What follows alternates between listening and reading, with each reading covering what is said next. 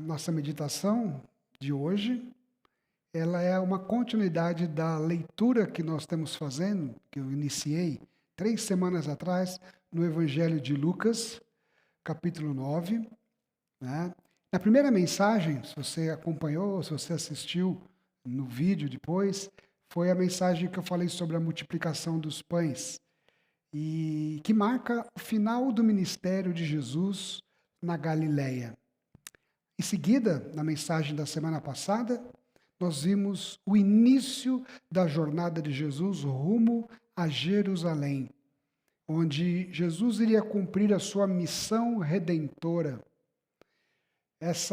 Esse início de jornada de Jesus foi marcado por um momento muito especial, no qual Jesus revela a sua identidade aos seus discípulos e afirma a sua identidade aos seus discípulos, dizendo e declarando que ele era o Cristo de Deus, o enviado, o ungido. A partir daí, no caminho até Jerusalém, Jesus passa a falar mais com os seus discípulos sobre a sua identidade, quem ele era, sobre o seu sacrifício que ele iria realizar e sobre o seu reino.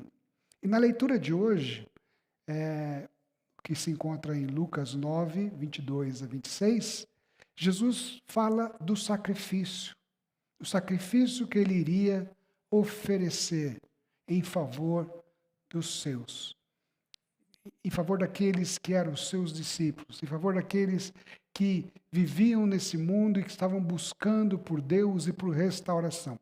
E Jesus diz o seguinte, nesse texto que nós vamos ler agora, versículo 22. Jesus dizendo: é necessário que o Filho do Homem sofra muitas coisas, seja rejeitado pelos anciãos, pelos principais sacerdotes e pelos escribas, seja morto e no terceiro dia ressuscite. Dizia a todos: se alguém quer vir após mim, a si mesmo se negue, dia a dia, tome a sua cruz e siga-me. Pois quem quiser salvar a sua vida, perdê-la-á. Quem perder a vida por minha causa, a salvará. Que proveita o homem ganhar o mundo inteiro, se vier a perder-se ou a causar dano a si mesmo? Porque qualquer que de mim e de minhas palavras se envergonhar, dele se envergonhará Filho do Homem, quando vier na sua glória e na do Pai e dos santos anjos. Vamos orar. Senhor, nós pedimos que o Senhor ilumine a nossa mente, o nosso coração, para ouvirmos, entendermos e aplicarmos a Tua palavra em nossas vidas. No nome de Jesus. Amém. Pergunta: você já viu alguém alcançar sucesso sem sacrifício e sem dedicação? Pode ser que sim. Pode ser que você conheça alguém que não fez nada para merecer o sucesso ou alcançar êxito e mesmo assim chegou lá. Mas isso certamente é uma exceção, não é a regra. Todas as conquistas verdadeiras são marcadas por muita dedicação, esforço e sacrifício. Eu lembro de uma vez que nós estávamos fazendo um evento aqui na igreja, em um sábado. Eu acho que era um garage sale que a gente costumava fazer. E naquele mesmo dia estava tendo uma corrida de rua. E os corredores passavam em frente à nossa rua. E a Melanie, ainda pequenininha, Melanie, filha do Adinalvo e do Fernando, ela gritava para os corredores que passavam já esbaforidos, cansados, suados. Ela ficava na frente da igreja ali gritando: no pain, no gain. No pain, no gain, que quer dizer, sem sacrifício não tem vitória, não tem sucesso. Sem dor, a gente não conquista nada. E essa é a regra da vida. Sem sacrifício, não há conquista. No texto que nós acabamos de ler para a nossa meditação, nós nos deparamos com a declaração de Jesus sobre o sacrifício que ele faria para cumprir a sua missão redentora no mundo e para conquistar a vitória da vida sobre a morte, o nosso maior inimigo. E logo após anunciar o seu sacrifício, Jesus se volta para os seus discípulos e diz que todos eles, os seus seguidores, também deveriam estar dispostos a pagarem o preço do seu discipulado, a se sacrificarem também para segui-lo. Jesus começa então falando nesse texto do seu sacrifício. Ele diz: é necessário que o Filho do Homem sofra muitas coisas, seja rejeitado pelos anciãos, pelos principais sacerdotes e pelos escribas, seja morto e no terceiro dia ressuscite. Jesus já havia dado uma série de dicas sobre a sua morte sacrificial. Mas agora ele começou a ensinar essa verdade claramente, diretamente aos seus discípulos, porque ela estava se aproximando. João Batista já havia apresentado Jesus como o Cordeiro de Deus que tira o pecado do mundo, fazendo assim uma comparação entre Jesus e o Cordeiro imaculado que era sacrificado no templo como substituto do pecador no processo de arrependimento, confissão e remissão e perdão dos pecados. Mas no Evangelho de Lucas, esta é a primeira vez que Jesus fala claramente a respeito da sua paixão vindoura. Mas é claro, os discípulos de imediato eles não entenderam. Eles não compreenderam a dimensão das palavras de Jesus, em parte por causa da sua incredulidade, em parte por causa da sua imaturidade, porque até então também isso havia sido guardado, reservado, escondido deles por Jesus. Mas qual que é o significado desse sacrifício de Jesus? Eu sei que ainda hoje é difícil para a gente entender por que Jesus teve que morrer pelos nossos pecados. Ele sendo Deus, ele não poderia simplesmente perdoar os nossos pecados? Ele é dono de todas as coisas, ele é dono de tudo. Por que ele tinha que morrer para perdoar os nossos pecados? Afinal de contas, ele é Deus. Eu tenho uma amiga querida que tive o privilégio de acompanhar o nascimento espiritual dela e batizá-la lá em São Paulo, no Brasil, que ela tinha essa dificuldade dentro dela. Ela tinha essa dificuldade enorme de entender essa ideia de Jesus ter que morrer e sofrer na cruz por ela. Ela falava, eu não pedi para ele fazer isso. Por que ele precisava fazer isso? Por que Deus sacrificou o próprio filho por mim e não precisava fazer isso? E ela tinha uma dificuldade de entender isso. E nós caminhamos mais de 6 anos estudando a Bíblia, nos encontrando, orando, tentando explicar isso para ela. E ela dizia assim, não desiste de mim, eu quero entender isso. Eu quero entender isso. Até que chegou um ponto em que ela disse, pastor, eu não entendo, mas eu sinto agora isso. Que Deus me ama ao ponto de ter morrido no meu lugar. E aí ela foi batizada. Porque tem coisas que às vezes, a gente não entende direito. Mas em certo momento da nossa vida, a gente se sente acolhido por Deus, a gente se sente amado por Deus. E a gente simplesmente aceita esse amor. Mas de uma forma simples, se é que isso pode ser considerado simples, Jesus teve que se sacrificar por nós, porque Deus é justo e nós somos pecadores.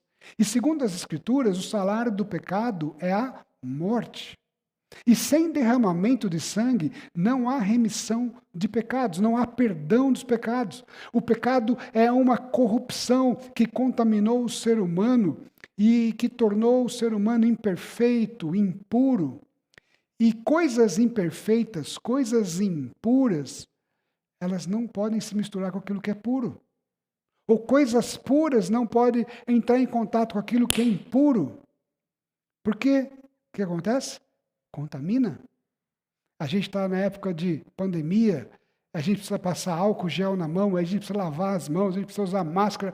Por quê? Para ficar limpo e para não sermos contaminados, ou para que nós também estejamos protegidos e se nós tivermos alguns vírus, a gente não contaminar outras pessoas.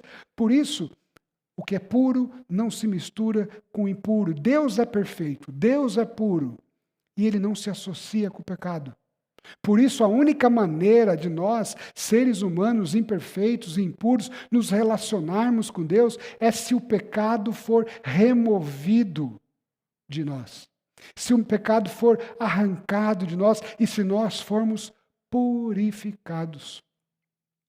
Quando Jesus derramou o sangue dele na cruz do Calvário, aquele que era puro, o Cordeiro de Deus, ofereceu o seu sangue de uma vez por todas para todos os que nele creem, para que todos os que nele creem fossem purificados.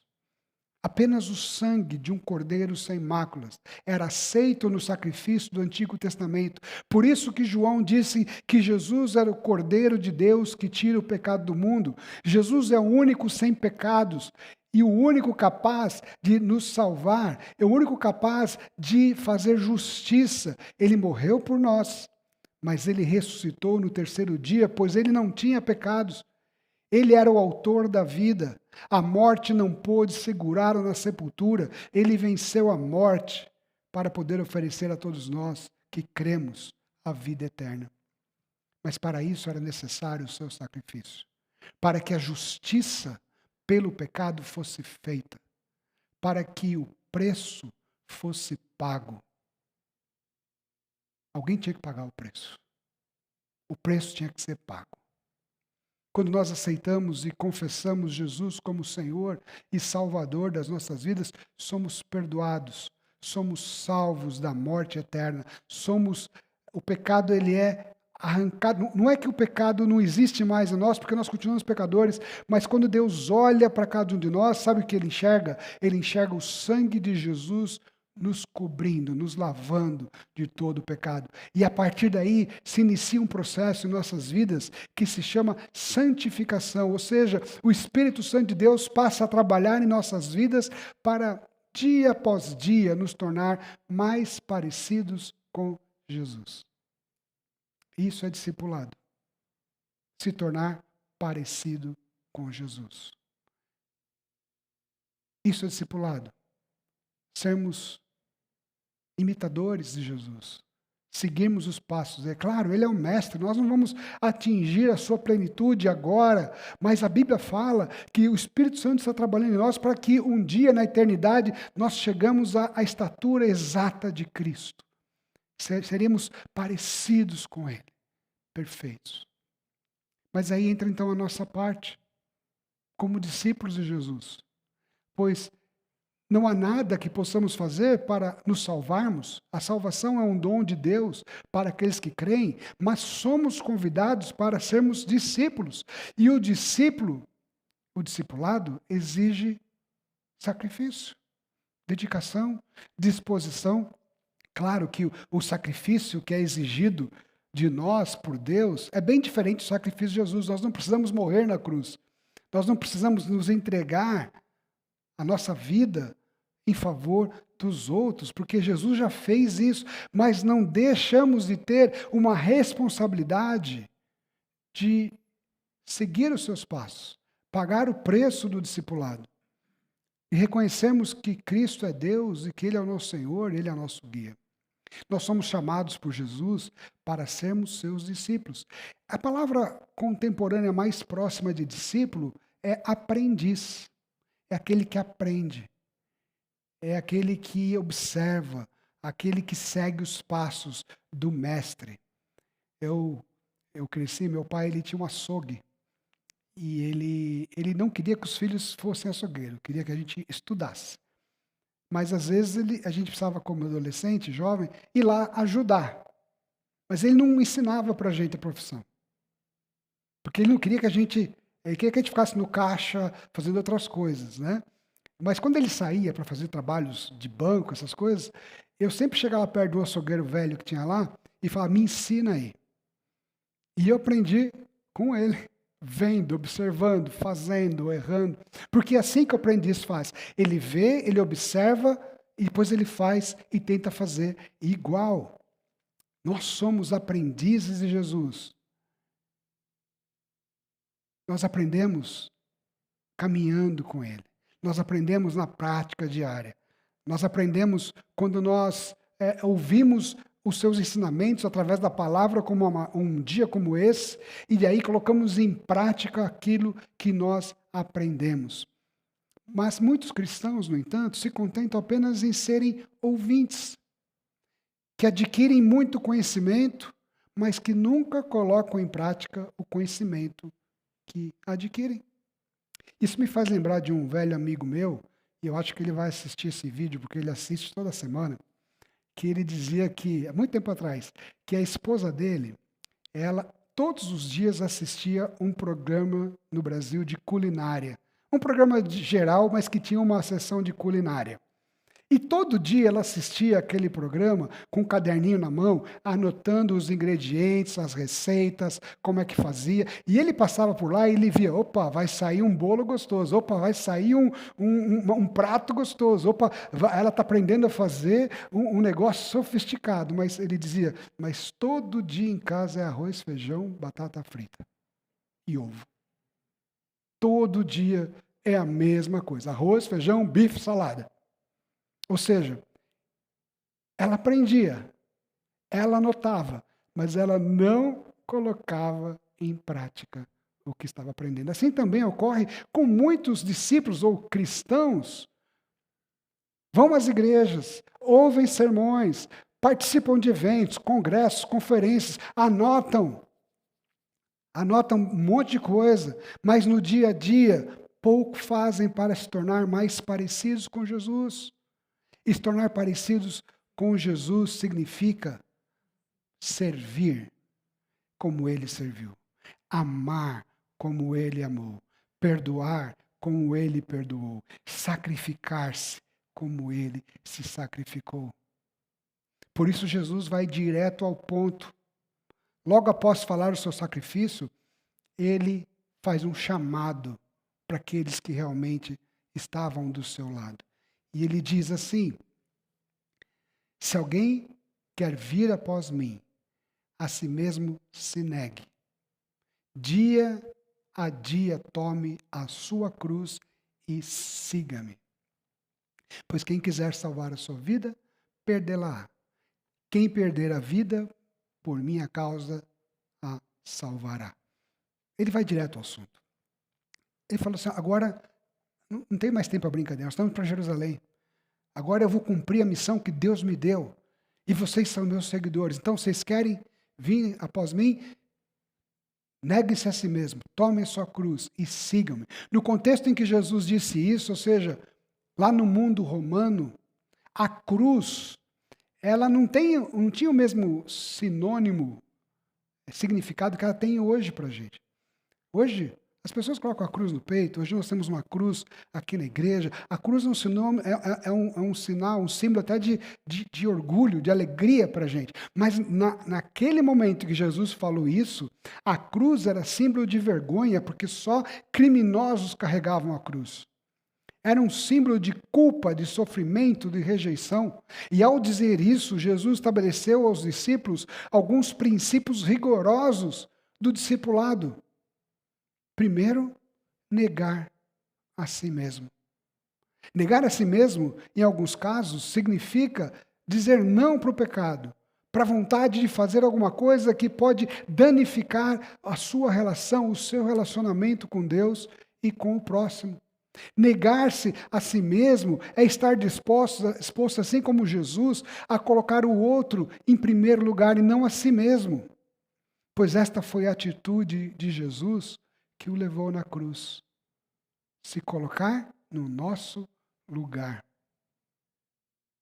Ele nos colocou em primeiro lugar.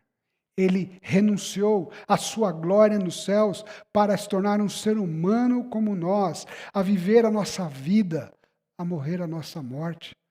Nós não precisamos morrer mais pelos nossos pecados, mas somos inspirados por Jesus a nos sacrificarmos uns pelos outros. e por ele, o nosso Senhor. Segundo, tomar a cruz diariamente, ele fala. Negue-se a si mesmo e tome a sua cruz diariamente. Ele diz assim: tome a sua cruz. Dia após dia. Tomar a cruz diariamente significa enfrentar o peso dessa decisão de ser discípulo de Jesus, de andar com Ele. É pesado porque o mundo que nós vivemos caminha para direções diferentes da nossa, muitas vezes. As opções, as ideologias, aquilo que é aceitável. E carregar a cruz muitas vezes significa pagar o preço de você ser até rejeitado, porque você tem uma visão diferente de mundo. Mas nunca esqueça o que Jesus falou para os seus discípulos. O meu fardo é leve, o meu jugo é suave. Tomar a cruz às vezes significa ser incompreendido pelos outros. Em alguns lugares significa enfrentar perseguição religiosa. Tomar a cruz diariamente significa tomar a decisão de ser mais parecido com Jesus todos os dias. Significa pagar o preço que às vezes a gente paga por causa dos princípios que nós temos. E isso é pesado. Ainda mais em um mundo marcado pela violência, injustiça, individualismo, pela vaidade. E aí sim Jesus diz: siga-me. Negue-se a si mesmo. Tome a sua cruz diariamente e siga-me. Siga-me. Ou seja, seguir os passos dele, viver como ele viveu, colocar em prática os seus ensinamentos, amar o próximo como você ama a si mesmo e a Deus acima de todas as coisas. Claro, esse tipo de vida parece tolice para muita gente, mas para o discípulo, para o cristão, é sabedoria, pois Jesus dá a razão para assumirmos essa postura como cristãos. Ele diz assim, versículo 25. Acho que não está na projeção. 25. Que aproveita o homem ganhar o mundo inteiro, se vier a perder-se ou causar dano para si mesmo.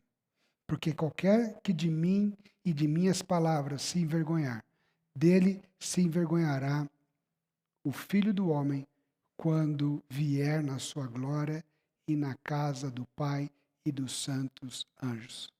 Quando eu leio esse texto, isso me vem na minha cabeça, é o primeiro lado negativo desse texto.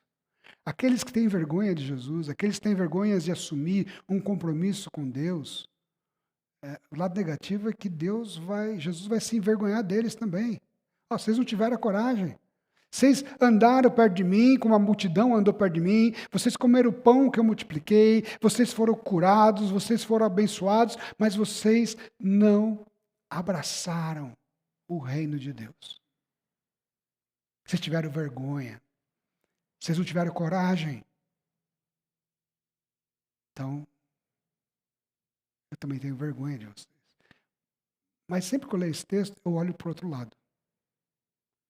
Aqueles que seguiram de perto, aqueles que abraçaram, aqueles que negaram a si mesmo, aqueles que tomaram a sua cruz, aqueles que o seguiram de perto, aqueles que pagaram o preço do discipulado, Deus os exaltará e os receberá de braços abertos em seu reino. Porque sem sacrifício não há vitória, não há conquista. Aqueles que abraçam o Evangelho serão recompensados com o perdão dos pecados, com a vida eterna e com a vida plena diante de Deus. Mas tem sacrifício. Mas o sacrifício vale a pena. Eu quero concluir contando uma história que eu fiquei sabendo, que eu li, de um jovem lá de Santos, chamado Guilherme Nobre. Ele tinha 19 anos, morador de Santos, que para realizar o sonho de ser médico, ele trabalhou como faxineiro para pagar o cursinho. Nas horas vagas ele estudava no banheiro do posto de gasolina em que ele trabalhava, lá na cidade que ele nasceu. O Guilherme, ele se apaixonou pela medicina por conta das constantes visitas ao hospital para levar o seu pai, que sofria de hidrocefalia. E ele se sacrificou, ele arrumou um emprego, ele, em vez de sair com os amigos, em vez de curtir a vida com o pouco dinheiro que ele tinha, ele pagou os seus estudos. E ele trabalhava para pagar os seus estudos. E aí nas horas vagas, nos breaks, nos intervalos, na hora do almoço, ele se fechava no banheiro, ele pegava os seus livros e ele estudava os livros, se preparava, se dedicava. E ele passou no vestibular de medicina da Universidade de São Paulo, USP, em 2019. Essa é uma história que nos inspira. Histórias como essa são exemplos de que superação e sacrifício levam as pessoas a alcançarem vitórias e os seus objetivos. Essa é a disposição que nós, como discípulos de Jesus, somos convidados pelo próprio Senhor a abraçar. E muitas vezes implica em negar a si mesmo, negar vontades que nos levam para longe de Deus, negar desejos que nos afastam de Deus, negar pecados que se tornam obstáculos na nossa relação com Deus, tomar a nossa cruz a cada dia, que é colocar em prática a vida que Jesus espera de nós e segui-lo, os seus passos, amando o próximo como a nós mesmos e a Deus acima de todas as coisas. É árduo, mas há recompensa. Porque Deus preenche o nosso coração com satisfação, porque a presença de Deus satisfaz a nossa alma e nos leva para a conquista da vida eterna e da vida plena com Jesus. E nos leva para o caminho no qual, quando nós chegarmos lá, nós ouviremos do próprio Jesus: vinde benditos do meu Pai, tomai por herança a terra que foi preparada para vocês desde a fundação da terra. O convite desta mensagem para nós é: siga-me. Jesus está dizendo: siga-me. Vamos segui-lo com todo o nosso coração. Amém? Vamos orar. Senhor, obrigado pela tua palavra. Dá-nos, ó Deus, a disposição, a coragem de negarmos a nós mesmos, tomarmos a nossa cruz e seguirmos Jesus de perto. Pagarmos o preço, que é pequeno, comparado com o preço que Jesus pagou para nos salvar. Dá-nos a alegria e a motivação, ó Deus, que precisamos. Abençoa todos aqueles que estão, nesse momento, assistindo agora essa mensagem.